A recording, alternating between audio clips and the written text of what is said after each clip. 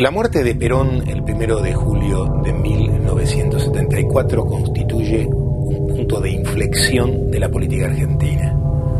No solo porque la muerte de un jefe de ese nivel por sí misma es una crisis política,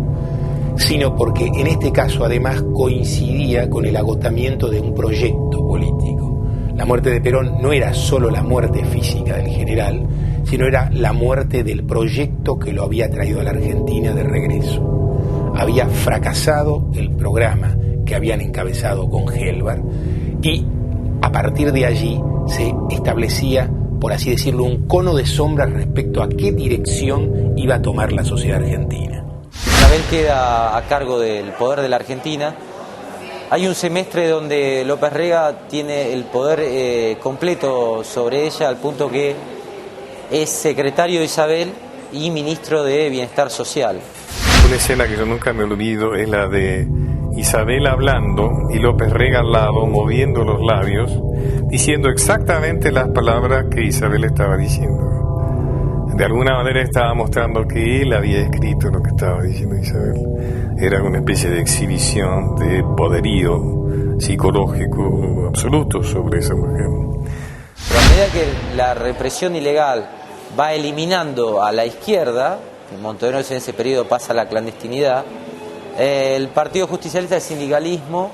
ya van tomando a López Rega con cierta desconfianza por la asfixia política que le provoca a Isabel Perón, que prácticamente no la deja conversar con distintos miembros del gabinete, y lo que va perdiendo López Rega es el manejo de la represión ilegal,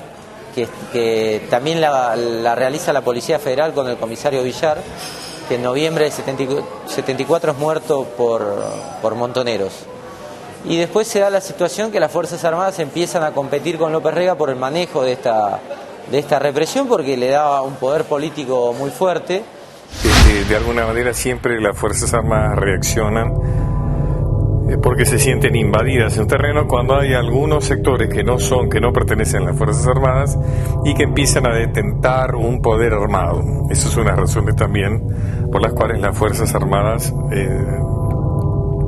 demuelen la actividad de la AAA, no por razones humanitarias, sino porque de alguna manera podríamos decir que en la historia de las Fuerzas Armadas está claro que el poder de las armas es de ellos y de nadie más, ¿no es cierto? Es así que Isabel Perón, en un momento que López Rega está en Brasil, Isabel firma el decreto en el que conforma a Tucumán como un teatro de operaciones de las Fuerzas Armadas para neutralizar, eleccionar de la guerrilla, específicamente del ERP, ¿no? Que era una organización de la guerrilla marxista. Entonces podemos decir, haciendo una analogía sin exagerar, que la escuelita de Famaillá,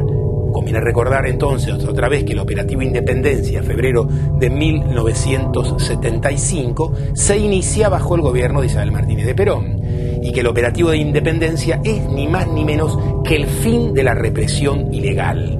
El operativo Independencia era un operativo legal que había sido avalado no solo por el Ejecutivo, sino que indirectamente el propio Congreso había avalado, con la presencia de legisladores oficialistas y de la oposición, había avalado con su presencia las condiciones en las que esto se ejecutó. El país entra en una